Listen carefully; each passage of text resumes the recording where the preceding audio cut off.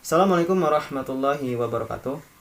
Perkenalkan, kami dari kelompok 9 terdiri dari Hanif Dwi Aprianto dengan NPM 1850333, kemudian Asrillah Munaji dengan NPM 1850312 dan Herna dengan NPM 18503.008. Insyaallah kami di sini akan memaparkan materi tentang kamus. Oke, jadi kamus ini tidak hanya sekedar pencatat atau perekam makna kata.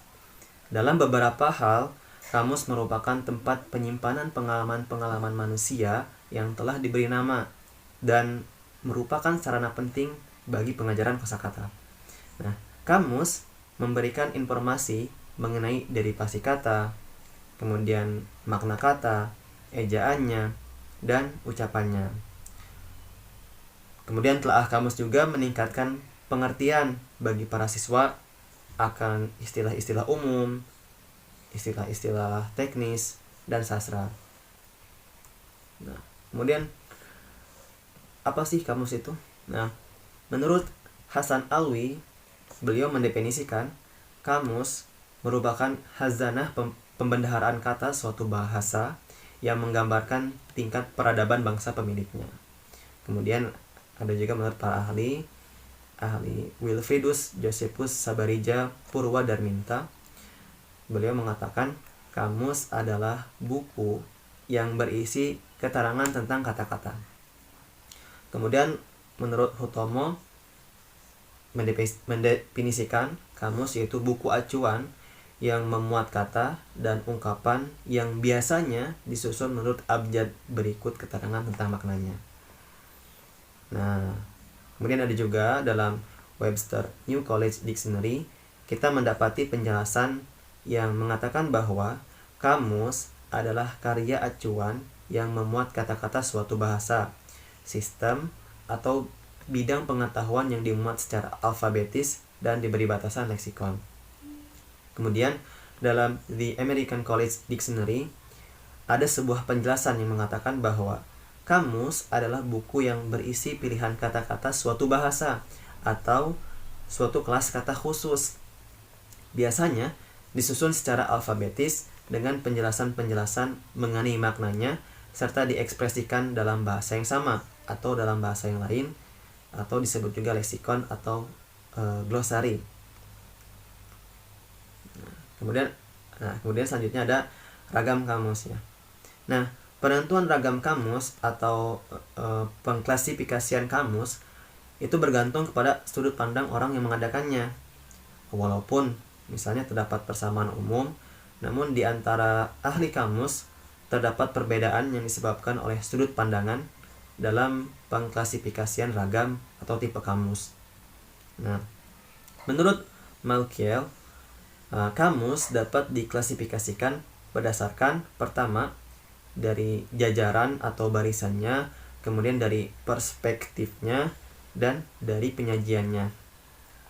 Nah, dari jajaran atau barisannya itu terbagi menjadi 3. Pertama ada kepadatan entry atau kata kepala, kemudian jumlah bahasa yang tercakup, dan taraf konsentrasi pada data leksikal secara tegas, pada pemakaian realia, nama diri, dan sebagainya. Nah, kemudian perspektifnya, dari segi perspektifnya terbagi menjadi dimensi fundamental, ada diakronisme dan sinkronisme. Dari dimensi susunan dasar entry itu secara konvensional, bersifat alfabetis, semantis, dan arbitrer. Kemudian dimensi tingkatan nada, objektif, ada perspektif, dan komentar-komentar lucu. Kemudian dari segi penyajiannya itu ada definisi atau batasan, kemudian ada dokumentasi verbal, ada juga ilustrasi grafik, dan adanya ciri-ciri khusus, misalnya lokalisasi, transkripsi, fonetik, dan lain-lain. Nah, Dalam mengklasifikasikan kamus, Skerba mempergunakan beberapa dimensi, antara lain ada kamus akademis, ada kamus referensi, kemudian ada kamus ensiklopedi, ada kamus umum, kemudian ada thesaurus, ada kamus normal, kemudian kamus normal atau eka bahasa atau doi bahasa dengan kamus ideologi atau sinonim, kemudian kamus eka bahasa dengan kamus terjemahan atau yang kita sebut kamus dwi bahasa, kemudian kamus non historis dengan kamus historis. Nah, sekian yang dapat saya sampaikan. Selanjutnya akan disampaikan oleh rekan saya. Saya Hanif Dwi Aprianto dengan NPM 1850333 akan meneruskan penjelasan mengenai ragam kamus yang telah dijelaskan sedikit oleh Saudara Asriel. Berikut ini akan dijelaskan mengenai jenis-jenis kamus tersebut agar kita mendapatkan gambaran umum. Kamus yang pertama adalah kamus ensiklopedik atau biasa disebut kamus ensiklopedi. Adalah kamus yang paling besar dan memusatkan perhatian pada denotata kesatuan-kesatuan leksikal atau kata-kata. Ensiklopedi memberikan informasi mengenai dunia ekstralinguistik, baik fisik maupun non-fisik, dan disusun dalam urutan kata-kata atau kesatuan leksikal sebagai acuan bagian-bagian dari dunia ekstralinguistik yang sedang dibicarakan itu. Justru dalam urutan atau susunan berdasarkan kata itulah yang menjadi kamus ensiklopedi ini memiliki kesamaan dengan kamus eka bahasa. Kamus ensiklopedi ini mengingatkan kita pada suatu karya agung yang terdiri dari banyak jilid yang meliputi dari segala bidang pengetahuan manusia, seperti Ensiklopedi Indonesia dengan 7 jilid. Kemudian, kamus diakronik memusatkan perhatian pada sejarah dengan perkembangan kata-kata atau kesatuan-kesatuan leksikal, baik yang berkaitan dengan bentuk maupun makna. Kamus diakronik ini dapat kita bedakan lagi menjadi dua, yaitu kamus historis dan kamus etimologis. Kamus historis memusatkan perhatian pada perubahan-perubahan yang terjadi dalam bentuk maupun makna suatu kata dalam suatu jangka waktu sejarah. Sedangkan kamus etimologis memusatkan perhatian pada asal-usul kata. Sebagian besar dari kata-kata suatu bahasa dikenal kini justru muncul atau menjelma sebelum awal tradisi tekstual. Kamus etimologis dapat dikatakan menggarap prasejarah kata-kata. Namun, asal-usul kata yang ada kini merupakan objek yang sah bagi kamus etimologis. Harus kita ketahui bahwa kamus etimologis yang besar secara logika cenderung berkembang menjadi kamus komparatif. Kamus etimologis dan kamus komparatif lebih memusatkan perhatian pada bentuk kata daripada makna kata. Walaupun tidak dapat disangkal bahwa hubungan semantik merupakan hal yang penting dalam perbandingan kata-kata. Kemudian ada kamus sinkronik, yaitu kamus yang menggarap persediaan leksikal suatu bahasa pada suatu masa tertentu atau pada satu tahap perkembangan. Jadi berbeda ya dengan tujuan kamus diakronik. Kemudian ada kamus umum. Adalah kamus yang berisi segala kata dalam suatu bahasa beserta maknanya. Misalnya Kamus Umum Bahasa Indonesia karya Purwodarminta. Selanjutnya ada kamus khusus. Kamus khusus adalah kamus yang garapan atau cakupannya terbatas dalam suatu bidang tertentu saja, misalkan kamus linguistik atau kamus ekonomi. Kemudian ada kamus kata-kata asing. Adalah kamus yang semacam kamus khusus yang menangani kata-kata pinjaman atau kata-kata pungut yang berasal dari bahasa asing. Kemudian ada kamus singkatan.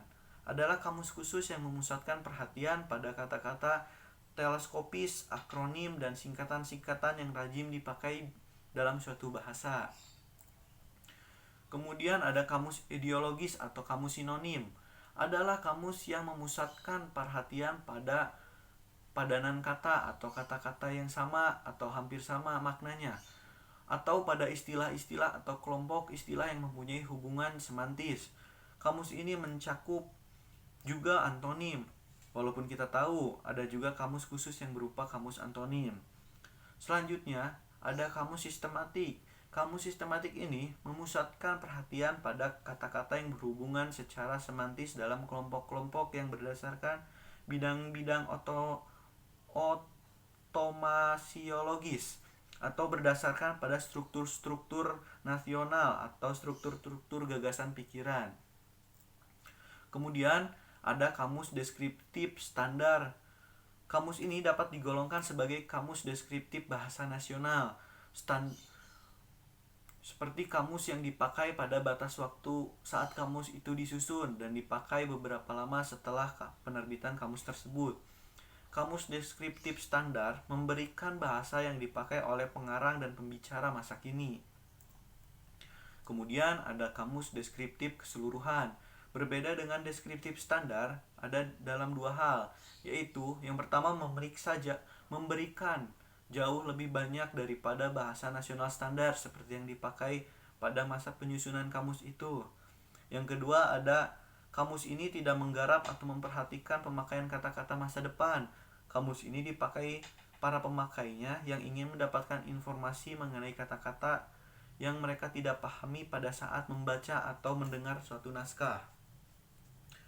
Yang selanjutnya ada kamus eka bahasa atau kamus monolingual. Adalah kamus yang menyajikan satu bahasa saja. Kemudian kamus dwi bahasa atau kamus bilingual adalah kamus yang menyajikan dua bahasa. Maksud utama kamus ini adalah untuk menerjemahkan dari suatu bahasa ke bahasa lain, atau dalam penyajian teks bahasa yang bukan merupakan bahasa asli pemakainya, atau keduanya bukan bahasa aslinya. Kemudian ada kamus aneka bahasa atau kamus multilingual. Adalah kamus yang menyajikan lebih dari dua bahasa, misalkan kamus dua atau tiga atau empat bahasa. Yang selanjutnya adalah kamus besar atau kamus thesaurus. Adalah kamus yang memuat lebih dari 200.000 kata kepala atau entry. Kemudian ada kamus sedang, adalah kamus yang memuat tidak kurang dari 40.000 kata kepala atau entry. Dan kamus kecil adalah kamus yang tidak memuat kurang dari 10.000 kata kepala atau kata entry. Sekian materi dari saya. Materi selanjutnya akan diteruskan oleh rekan saya. Terima kasih. Assalamualaikum warahmatullahi wabarakatuh. Perkenalkan, nama saya Herna, NPM saya 18503008. Saya di sini akan mempresentasikan materi saya, yaitu informasi dari kamus. Banyak informasi yang dapat diberikan oleh kamus kepada pemakaiannya, yaitu kata kepala atau entry, jenis kata, sinonim dan antonim, catatan pemakaian kata, derivasi kata, frase-frase, kata-kata asing. Baik, saya di sini akan menjelaskan materi saya tentang entry atau kata kepala.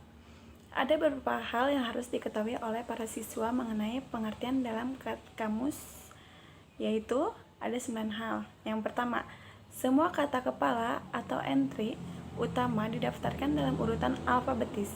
Yang kedua, semua kata kepala dicetak dengan huruf tebal. Yang ketiga, kata majemuk didaftarkan secara alfabetis menurut kata yang pertama. Yang keempat, kata kepala yang bersifat biografis didaftarkan berdasarkan nama tertentu. Yang kelima, setiap varian ejaan mempunyai kata kepala sendiri dalam susunan alfabetis. Yang keenam, kata kepala utama dapat berupa kata tunggal, kata majemuk, nama diri, frase, singkat, prefiks, sufiks atau akar kata. Yang ketujuh, kata-kata kepala utama yang ejaannya yang sama tetapi maknanya atau asal-usulnya berbeda, yang bisa disebut homograf, dimasukkan secara terpisah dan ditandai dengan angka yang ditulis di atas atau ditandai dengan angka Romawi. Yang kedelapan, kata kepala dibagi atas suku atau suku kata dengan cara membubuhi titik-titik. Suku kata yang mendapatkan tekanan ditandai dengan tanda aksen yang menghentikan titik suku kata. Yang kesembilan, kata kepala yang berasal dari bahasa asing diberi tanda singkat huruf kapital. Baik, selanjutnya jenis kata. Apabila kata yang sama dapat dipakai sebagai lebih dari satu jenis kata, makna kamus akan mendaftarkan setiap batasan secara alfabetis. Disinilah pentingnya pengetahuan mengenai jenis kata dan ciri-ciri setiap jenis kata. Baik, selanjutnya saya akan menjelaskan tentang sinonim dan antonim. Seringkali kamus tidak memberi bantuan kepada para siswa karena batasan suatu kata lebih sukar dari kata itu sendiri. Untuk mengatasi hal itu, kamus memberikan sinonim dan antonim kata tersebut. Selanjutnya, tingkat pemakaian kata. Dalam kenyataannya, dapat kita lihat bahwa sebuah kata dapat diterima dalam satu situasi, tetapi tidak dapat diterima dalam situasi lain. Oleh karena itu, dalam kamus kata itu diberi label atau ciri sebagai bahasa percakapan. Dalam Kamus Umum Bahasa Indonesia, karya Wilferdus Joseph Sabaria, Purwadarminta. Misalnya, terdapat beberapa tingkat pemakaian kata, yaitu bahasa kasar, bahasa percakapan, disingkat BK, disingkat BP. Baik, selanjutnya saya akan menjelaskan tentang catatan pemakaian kata. Catatan mengenai pemakaian kata dalam kamus sangat menolong bagi keterampilan berbahasa siswa atau mahasiswa. Sebagai tambahan, untuk memberikan standar-standar bagi pemakaian kata-kata secara gramatis. Catatan-catatan pemakaian kata dapat menolong para siswa atau mahasiswa dalam ejaan-ejaan varian. Catatan itu dapat memberi informasi bahwa data informasi adalah jamak kata datum sebutir informasi. Baik, selanjutnya kata dan batasan. Salah satu dari sumber-sumber terbesar perkembangan kosakata tidak terletak pada upaya mempelajari kata-kata baru seperti yang dilakukan dalam mempelajari makna-makna lainnya. Bagi kata yang telah kita ketahui, sebagai contoh, banyak siswa atau mahasiswa yang belum menyadari bahwa kata tentang sebagai posisi, saya tidak tahu menahu tentang kejadian itu, dapat juga berfungsi sebagai verba atau kata kerja. Kalau kau berani, tantanglah dia nanti dalam rapat itu. Contoh, kata yang dibatasi, peta, plastik, kata kunci dan batasan. Gambaran menunjukkan ciri-ciri permukaan bumi, benda yang mempunyai sifat mudah bentuk. Baik, selanjutnya derivasi. Derivasi kata-kata merupakan pernyataan mengenai bagaimana cara kata-kata baru dibentuk dari kata-kata lama dengan menggunakan prefiks, sufiks, kata majemuk, dan sebagainya. Derivasi-derivasi kamus merupakan ciri dari kegiatan-kegiatan keterampilan kata yang bermanfaat pada struktur kata dan komprehensi atau pemahamannya. Sebagai contoh, wira swasta. Wira berani, swas sendiri, sta berdiri. Selanjutnya, frase. Banyak kata kepala mendaftarkan makna-makna khusus yang tergantung pada pemakaian kata. Kata kepala misalnya mengandung berbagai makna, tergantung pada frase tempatnya berada. Selanjutnya, kata dan frase asing. Pengaruh bahasa asing memang ada dalam bahasa kita, bahasa Indonesia, selama kata dalam bahasa kita berasal dari berbagai bahasa asing. Maka dapat dikatakan bahwa ada geografi kata-kata. Sekian presentasi dari saya. Mohon maaf bila ada kesalahan. Wassalamualaikum warahmatullahi wabarakatuh.